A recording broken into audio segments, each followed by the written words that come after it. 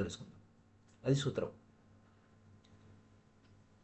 మనలో ఎవరి పట్ల ద్వేషం వచ్చిందా, ఒక వ్యక్తి పట్ల కానీ, వ్యతిరేకంగా కానీ, ఒక వ్యక్తికి వ్యతిరేకంగా కానీ, లేదా మనలో ప్రేమ పుట్టింది ఒక వ్యక్తి పట్ల,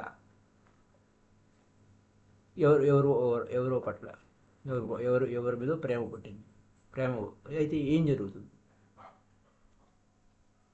మన వెంటనే ఆ వ్యక్తిని మన మనసులో ప్రొజెక్ట్ అవుతాడు.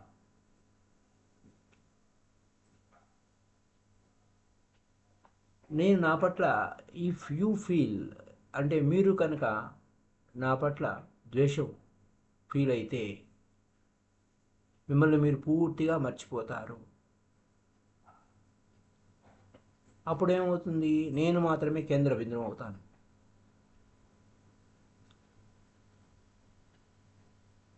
అలాగే నా పట్ల మీకు ప్రేమ పుట్టితే మిమ్మల్ని మీరు పూర్తిగా మర్చిపోతారు. మళ్ళీ నేను మాత్రమే మీ వస్తువుని అయిపోతాను. మీరు ప్రొజెక్షన్ అంటే దాన్ని అలా పైకి తీస్తారు, ప్రొజెక్ట్ చేస్తారు. ప్రేమ కానీ ద్వేషం కానీ అది ఏమైనా కానీ నా మీద మాత్రమే. మిమ్మల్ని మీరు పూర్తిగా మర్చిపోతారు. మీ ఉనికిని మీరు పూర్తిగా మర్చిపోతారు. ఇతరులు మీ కేంద్రంలోకి వచ్చేస్తారు. ఈ సూత్రం ఏం చెబుతుందంటే, ఎప్పుడైతే ద్వేషం కానీ ప్రేమ కానీ లేదా ఏదైనా భావావేశం కానీ ఇతరుల పట్ల వ్యతిరేకంగా కావచ్చు, వ్యతిరేకమైన భావన కావచ్చు, ప్రతికూలమైన భావన కావచ్చు, దాన్ని ఆ వ్యక్తి మీద ప్రొజెక్ట్ చేయకండి. గుర్తుపెట్టుకోవాల్సిన విషయం, ఏం పుట్టినా మీలోనే పుట్టింది. అది ప్రేమ కావచ్చు, ద్వేషం కావచ్చు, మరి ఏ భావావేశం కానీ అది మీలోనే పుట్టింది, అవతల వ్యక్తి కాదు. నేను మిమ్మల్ని ప్రేమిస్తున్నాను, ఐ లవ్ యూ అన్నాం అనుకోండి, ఆర్డినరీ ఫీలింగ్ ఏమవుతుంది? మనం ఏమనుకుంటాం? నీ వలనే నాకు ప్రేమ పుట్టింది అని అనుకుంటాం. నా ప్రేమకు మూలం మీరే అనుకుంటాం. కానీ వాస్తవానికి అది కాదు. నేనే ఆ ప్రేమకు మూలము. ఎందుకంటే నేను మీరు అనే స్క్రీన్ మీద, మీరు అనే తెర మీద నా ప్రేమను ప్రకటన చేస్తున్నాను. మీరు ఎవరు? ఒక తెర, సినిమాలో తెరలాగా ఒక స్క్రీన్ అనమాట. ఆ స్క్రీన్. నేను నా ప్రేమని అక్కడ వ్యక్తీకరిస్తున్నాను నీ మీద, ఆ స్క్రీన్ మీద. నేనేం చెప్తాను? నిన్ను నేను ప్రేమిస్తున్నాను అంటాను. వాస్తవానికి అది కాదు. ఇది ఒక విచిత్రం. నాలోంచి ప్రేమను బయటికి తీశాను. నాలోని ప్రేమ తీసి నీ మీద వెలకపోస్తున్నాను. ఆ ప్రేమ యొక్క ఎనర్జీ నీ మీద ప్రసరింపజేస్తున్నాను. అప్పుడు నేను నా ప్రేమని మీ మీద ప్రసరిస్తుంటే అప్పుడు మీరు నాకు ప్రియంగా ఉంటారు. ఆ ఎనర్జీ, ప్రేమ ఎనర్జీ నా లోపల నుంచి వచ్చింది. అప్పుడు you may not be lovely to someone else. మీరు ఇతరుల పట్ల ప్రేమ లేకపోవచ్చు. అప్పుడేమవుతుంది? ఇతరులంటే వికర్షణ అవుతుంది. వై? ఎందుచేత? మీరే అన్నిటికీ ప్రేమ యొక్క మూలం.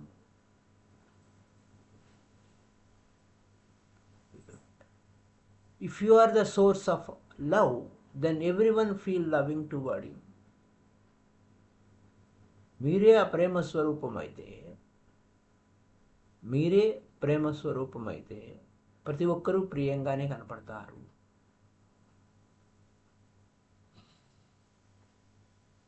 So if you are the source of love, then అప్పుడేమవుతుంది? Everyone feel loving toward you, but you are not the source. కానీ మీరేమనుకుంటారు? మీరు సోర్స్ కాదు అనుకుంటారు. నేను ప్రేమను ప్రసరింపజేస్తున్నాను. నేను ప్రేమను ప్రసరింపజేస్తేనే మీరు నాకు ప్రియంగా కనపడతారు. ఒక వ్యక్తి ద్వేషాన్ని ప్రసరింపజేస్తున్నాడు, అప్పుడు ఆ వ్యక్తి పట్ల ప్రేమ ఉంటుంది, వికర్షణ ఉంటుంది. అసలు ఒక వ్యక్తి, కొంతమంది అసలు ప్రేమ లేదు, దోమ లేదు, ఏమీ లేదు, ప్రేమ లేదు, వికర్షణ లేదు. అప్పుడు ఏమవుతుంది? పట్టించుకో. అసలు ఆ వ్యక్తులని చూడం మనం. ఏం జరుగుతుంది? మన మూడ్స్, మన యొక్క భావావేశాలు, మన ఫీలింగ్స్ అవన్నీ కూడా ఇతరుల మీద మనం పెడతాం అంతే. మన లోపలవే, మన సొంతమే. ఆ మూడ్స్ అన్నీ మనమే. అందుచేత మీరు హనీమూన్కి వెళ్ళారనుకోండి, పౌర్ణమి అప్పుడు హనీమూన్కి వెళ్ళారు. అప్పుడు ఆ మూన్ ఎలా ఉంటుంది? చాలా అందంగా, అద్భుతంగా, వైభవంగా ఉంటుంది. అప్పుడు ప్రపంచం భిన్నంగా కనబడుతుంది. అదే రాత్రి నీ పొరుగింటి వాడికి అదే రాత్రే, కానీ ఈ యొక్క అద్భుతం అనేది నీ కొరకే. నీకు అద్భుతంగా ఉంది, కానీ పొరుగింటి వాడికి, ఆ పక్కింటి వాడికి అద్భుతంగా ఉండకపోవచ్చు. ఆ పక్కింటి వాడి పిల్లవాడు చచ్చిపోయి ఉండొచ్చు. అదే పౌర్ణమి, అదే మూన్. అప్పుడు వాడికి ఏం కనపడుతుంది? ఆ చంద్రుడు విచారంగా కనపడతాడు, దిగులుగా కనపడతాడు. భరించలేము ఆ యొక్క సిచ్యువేషన్ ఆ పక్కింటి వాడు. కానీ నీకు ఎలా ఉంది? అబ్బో ఎంత అద్భుతంగా ఉందో, హనీమూన్కి వెళ్ళావు, చాలా అద్భుతంగా ఉంది, ఎంతో ఉత్సాహంగా ఉంది, ఓ చాలా బాగుంది అని పిచ్చిపెట్టేలాగా ఉంది. ఆ యొక్క ఆనందంతో ఉబ్బితబ్బిపోయి కారణం ఏంటి? మన సోర్స్ ఏంటి? ఆ చంద్రబింబము, ఆ వైభవం ఎంతో బాగుందని నీకు అనిపిస్తే, అదే స్క్రీన్ నీ లోపల ఉన్నది బయటికి ప్రొజెక్ట్ చేస్తున్నావు.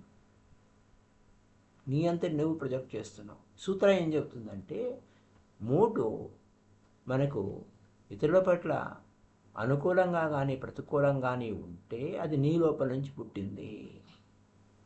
మనం ఏం చెప్తాం? అవతల వాడి వల్లనే నాకు కోపం వచ్చింది, అతడి వల్లనే, ఆ వ్యక్తి వల్లనే నాకు ప్రేమ పుట్టింది అంటాం. లేదా ఆ వస్తువు వల్లనే. అది ప్రశ్నే కాదు. నీ కేంద్రంలో నువ్వు ఉండు. గుర్తుపెట్టుకోవాల్సిన విషయం అన్నమాట. ఏ భావమైనా, ప్రేమైన, అనురాగమైన, ద్వేషమైన, కరుణ అయినా, ఏదైనా నీ లోపల నుంచే పుడుతుంది. భయమైన అవతల వైపుకి వెళ్ళవద్దు, నీలోనే ఉంది. నీ లోపల ఉన్న ఆ సోర్స్కి వెళ్ళు, ఆ మూలానికి వెళ్ళు. ద్వేషం పుట్టిందా? ఆ వ్యక్తి పట్ల కానీ, ఆ ఆబ్జెక్ట్ అంటే అవతల కూడా ఆబ్జెక్ట్ అయిపోతాడు. ప్రేమైనా కానీ ద్వేషమైనా కానీ వద్దు, ఆ వస్తువు పెట్టుకోవద్దు. ఎక్కడి నుంచి వచ్చింది ఆ ద్వేషము? లోపలికి వెళ్ళు. ఆ వ్యక్తి వైపుకి వెళ్ళకు. కానీ సాధారణంగా వెళ్ళిపోతాం మనం, అలవాటు కదా. కానీ నీ కేంద్రానికి వెళ్ళాలి. ఆ ద్వేషం నీ లోపలే పుట్టింది. ద్వేషం ఆడి వలన కాదు పుట్టింది, ముందు నీ లోపల పుట్టింది. నీ కేంద్రంలోకి లోపలికి వెళ్ళు. ఆ ద్వేషం పుట్టినా, ప్రేమ పుట్టినా, కోపం పుట్టినా, ఏదైనా జర్నీ ఎక్కడికి వెళ్ళాలి? ప్రయాణం ఎక్కడ చేయాలి? నీ లోపలికే వెళ్ళాలి. వచ్చింది కదా, లోపల నుంచి వచ్చింది బయటికి. ఆ మూలంలోకి వెళ్ళు, ఆ కేంద్రంలోకి వెళ్ళు, అక్కడ ఉండి చూడు ఏం జరుగుతుందో. ట్రై చేయండి. ఈ సూత్రం చాలా చిన్నది, చాలా చాలా చాలా శాస్త్రీయమైనది, మనోవైజ్ఞానిక టెక్నిక్ ఇది. Psychological technique.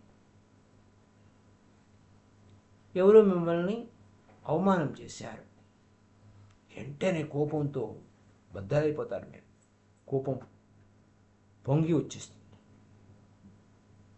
జ్వరం వచ్చేస్తుంది మీకు.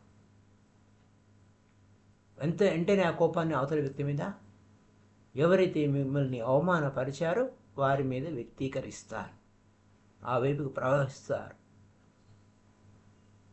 మొత్తం ఆ కోపం అంతా అవతల వ్యక్తి మీదకి వెళ్ళిపోతుంది.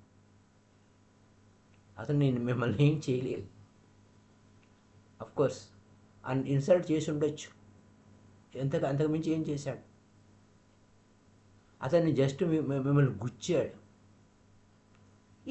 ఆ గుచ్చడం వలన మీకు సహాయం చేశాడు మీ లోపల ఉన్న కోపాన్ని బయటికి తీయడానికి. కానీ ఆ కోపం ఎవరిది? మీది.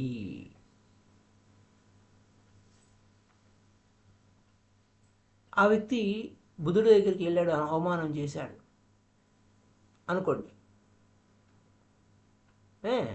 ఆ బుద్ధుడిలో ఆ కోపాన్ని పుట్టించలేడు. ఆ జీసస్ దగ్గరికి వెళ్ళాడు, జీసస్ కూడా ఆ జీసస్ ఏం చెప్తాడు?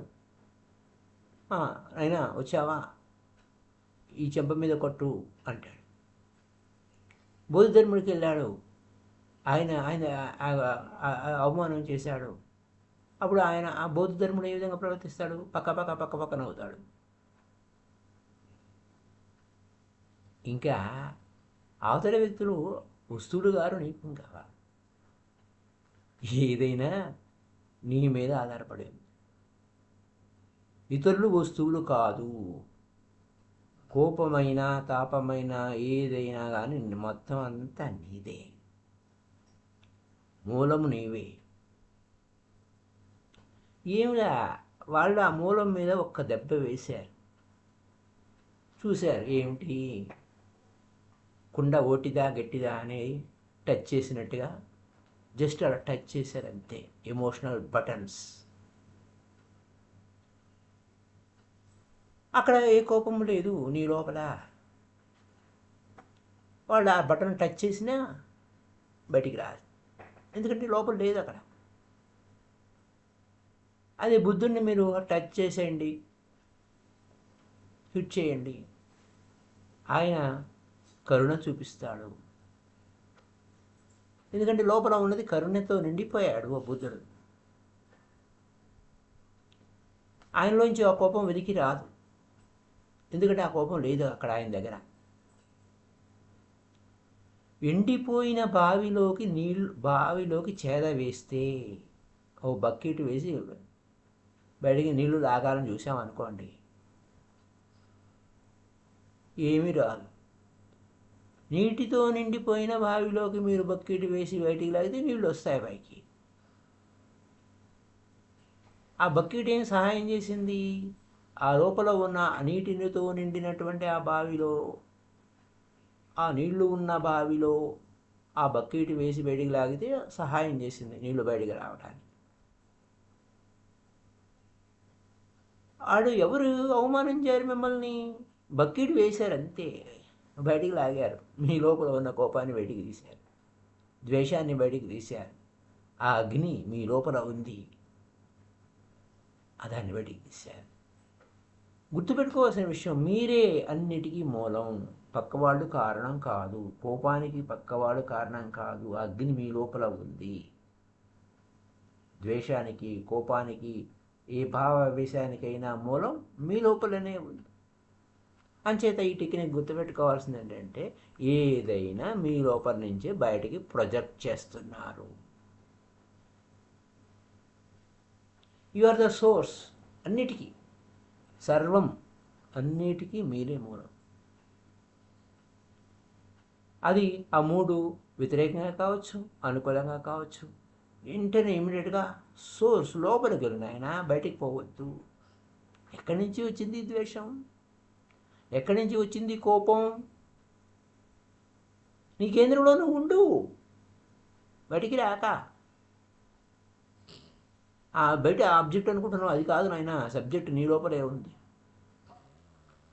నీకు నీ అవేర్నెస్గా ఉండడానికి ఒక అవకాశం ఇచ్చారు. నీలో కోపం ఉందా లేదా అని చెక్ చేసుకోవడానికి ఇమ్మీడియట్గా థ్యాంక్ యూ అని అవతలి వ్యక్తిని అని మర్చిపోండి. థ్యాంక్ యూ చెప్పి మర్చిపోండి. Thank him immediately and forget him. Close your eyes. కళ్ళు మూసుకోండి, లోపలికి వెళ్ళండి. కోపం వచ్చింది, ద్వేషం వచ్చింది, కళ్ళు మూసుకోండి. అవతల వ్యక్తిని థ్యాంక్స్ చెప్పడం. ఓహో, నాలో ఇంకా ఉంది, మిగిలి ఉంది అని చెప్పి లోపలికి వెళ్ళండి. కళ్ళు మూసుకోండి, లోపల చూడండి. ఎక్కడి నుంచి వచ్చింది ప్రేమ, ఎక్కడి నుంచి వచ్చింది కోపం బయటికి, ఎక్కడ ఎక్కడ ఎక్కడ ఎక్కడ అని లోపలికి లోపలికి లోపలికి లోపలికి లోపలికి వెళ్ళండి. అప్పుడు లోపల దొరుకుతుంది. ఎందుకు? లోపల ఉన్న కోపమే బయటికి వచ్చింది. ఆ సోర్సు లోపల, బయట వాడు ఊరికే బకెట్ వేశాడంతే. అది ద్వేషం కావచ్చు, ప్రేమ కావచ్చు, ఏదైనా సోర్సు మీరే, మీ లోపల నుంచే బయటకు వచ్చింది.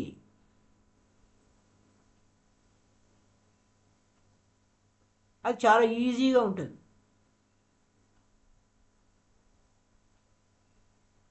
ఆ సోర్స్కి వెళ్ళడం చాలా ఈజీ.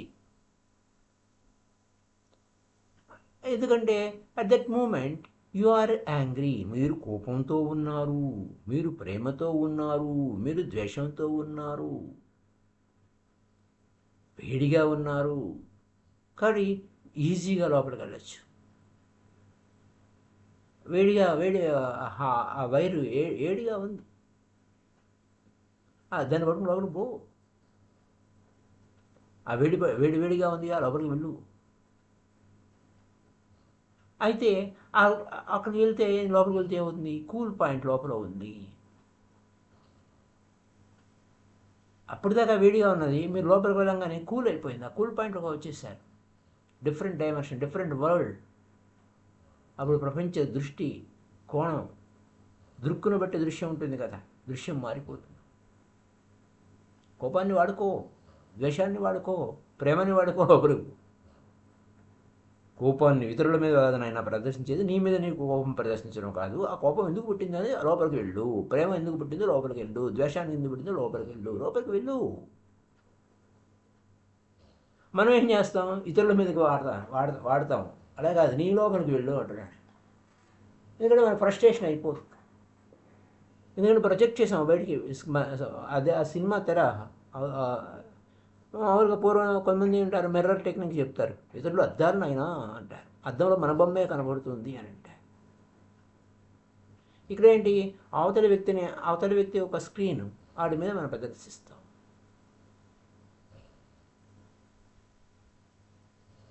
ఆఖరికి జంతువుల మీద కూడా కోపం ప్రదర్శిస్తాం. ప్రేమగా అన్నీ ఉండేలే, జంతువుల మీద ప్రేమ ఏమిటి? అన్నీ ఉంటాయి. ప్రేమ కానీ, కోపం కానీ, ఏదైనా కానీ. అయితే నేను చూశాను, కోపంగా ఉన్న వ్యక్తులు ఏం చేస్తారు? కోపంగా ఉంటే చెప్పుల మీద ప్రదర్శిస్తారు. కోపంతో ఆ షూ ఉంటే ఆ షూని ఇసిరి కొడతారు. ఏం చేస్తున్నారు వాళ్ళు? కోపంతో ఆ తలుపు బద్దలు చేస్తాడు. ఆ తలుపు బలంగా తోసేస్తాడు. ఆ తలుపు మీద, ఆ షూ మీద, లేదా ఆ తలుపు తన్ని దాన్ని తిడుతూ ఉంటాడు. పచ్చి బుద్ధులు తిడుతూ ఉంటాడు. ఏం చేస్తున్నావు నాయన? అదేం చేసింది నీకు? అది ఒక జెన్ ఇన్సైట్. ఈ విషయంలో ఒక మాట చెప్పేసి ముగించేద్దాం. గ్రేటెస్ట్ జెన్ మాస్టర్ లించి ఈ టెక్నిక్ వాడేవాడు. ఆయన చెప్తూ ఉండేవాడు తను ఉపయోగించినటువంటి టెక్నిక్. నేను యవ్వనంలో ఉన్నప్పుడు ఆ బోటింగ్ చేయాలంటే, పడవ మీద అలా షికారు వెళ్ళాలంటే చాలా ఇష్టంగా అనిపించింది. నాకు ఆ చిన్న బోట్ ఉంది. ఆ బోట్ తీసుకొని షికారుకి వెళ్ళేవాడిని. గంటలు గంటలు అక్కడే ఆ బోట్లోనే ఆ బోట్ షికారులో ఉండేవాడిని. ఒకరోజు ఏమేం జరిగిందంటే, మెడిటేషన్ చేస్తున్నాను. ఆ బోట్లో కూర్చొని మెడిటేషన్ చేస్తున్నాను. Beautiful night. ఆయన చెప్తున్నాడు, లించి అనే ఆయన తన అనుభవం చెప్తున్నాడు. ఒక ఖాళీగా ఉన్న బోట్ ఏం చేసింది, నేను మెడిటేషన్ చేస్తున్నాను నా బోట్లో కూర్చొని అది డౌన్వర్డ్ ప్రవాహంలో ఒక ఖాళీ బోట్ వచ్చి నన్ను నా బోట్ను గుద్దేసింది. నేను కళ్ళు మూసుకున్నాను.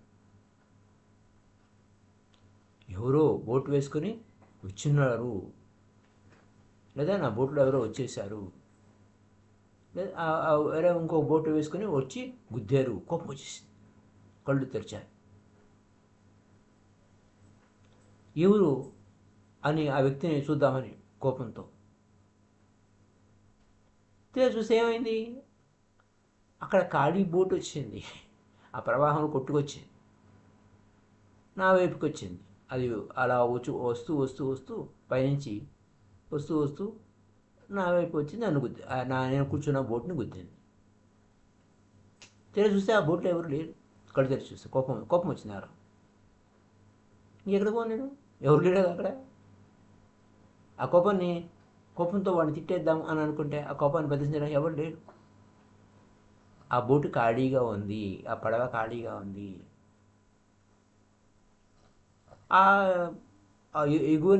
ఎగువ ప్రవాహంలో అలా వచ్చి ఇలా డౌన్వర్డ్గా నేను ఉన్నాను. అటువైపుకి వచ్చింది, అది వచ్చి గుద్దింది. ఇంకేం చేయడానికి ఏం లేదు, ఇంకా ఎవరి మీద కోపం దృష్టించడం. అది బోటు ఎంటీగా ఉంది. సో లించి ఏం చెప్తున్నాడు, నేను కళ్ళు మూసుకున్నాను, కోపం ఎక్కడి నుంచి వచ్చింది చూశాను, ఆ కోపం వచ్చింది బాగానే ఉంది, బయటికి పోవడానికి లేదు కదా, అంచేత మళ్ళీ కళ్ళు మూసుకున్నాను.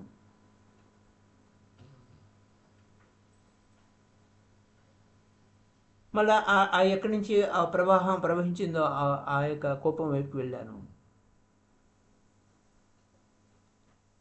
కానీ ఇక్కడ ఏమైంది, ఆ కోపాన్ని మనం బయటికి తీద్దామన్నప్పుడు, బయటకు వచ్చి ఎవరి మీదో ప్రదర్శిద్దామనుకున్నప్పుడు ఆ బోటు ఖాళీగా ఉంది.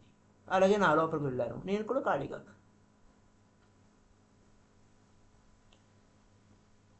అప్పుడు ఆ యొక్క నిషీదిలో, ఆ రాత్రిలో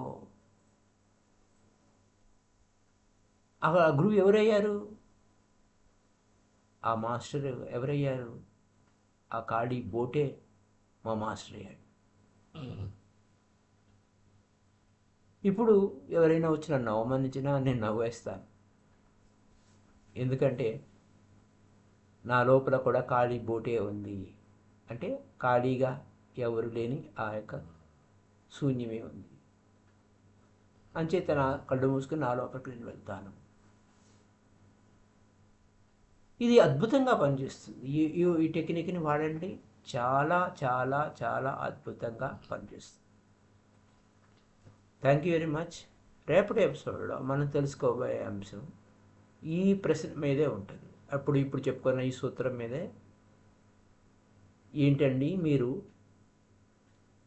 ఇలా చెప్తున్నారు, ఎవరికైనా మూడ్ ఎగనిస్ట్గా ఉంటే కానీ, అదే ఆ మూడ్ వ్యతిరేకంగా కానీ అనుకూలంగా కానీ ఉంటే, ఇతరులు కాదు వాళ్ళని, ఇతరులు మనకు కాదు, మనమే మన కేంద్రంలో ఉండాలంటున్నారు. ఈ టెక్నిక్ ఎక్స్పెరిమెంట్ చేసేటప్పుడు కోపం మీద, ద్వేషం మీద కానీ, ఏదైనా ఫీలింగ్స్ మీద కానీ ఆ ఎమోషన్ని అణిచివేస్తామేమో అనిపిస్తుంది. అలా అణిచివేస్తే మరి ఇంకా కఠినమైపోతుంది కదా పరిస్థితులు. నాకు క్లారిఫై చేయండి. వాటిని అణిచిపెట్టకూడదు. ఈ టెక్నిక్, మీరు చెప్పిన టెక్నిక్ని చూడాలి అని అంటే, లోపలికి వెళ్ళాలంటే అది వాటిని అణిచిపెట్టడం అవుతుంది. అణిచిపెట్టడమా, వ్యక్తీకరించడమా అనే దాని మీద ఏమిటి మీ యొక్క అభిప్రాయం చెప్పండి. నాకు ఇది కొంచెం డిఫికల్టీగా అనిపిస్తుందని ఆ ప్రశ్నకి సమాధానం ఓషో గారు ఏం చెప్తారు అనేది రేపటి ఎపిసోడ్లో మనం తెలుసుకుందాం. అంటే ఇప్పుడు చెప్పిన టెక్నిక్కి వెంటనే ప్రశ్న వచ్చింది. So thank you very much masters. Happy day to you all. ఈ టెక్నిక్ని అంటే దేన్నైనా మనం మెడిటేషన్కి వాడుకోవచ్చు, ఆ కోపాన్ని కానీ ద్వేషాన్ని కానీ. కానీ కోపం బయటికి తీసేస్తాం, బయట మీద నెట్టేస్తాం. ద్వేషం కూడా అంతే. అలాగే ప్రేమ కూడా అంతే. కానీ లోపల మూలం మన లోపల నుంచి అన్నీ ఉన్నాయి అన్న రహస్యాన్ని తెలుసుకోవాలి. అప్పుడు అన్నిటికీ అతీతంగా మనం ఉంటాం. So let is go meet again tomorrow. Thank you.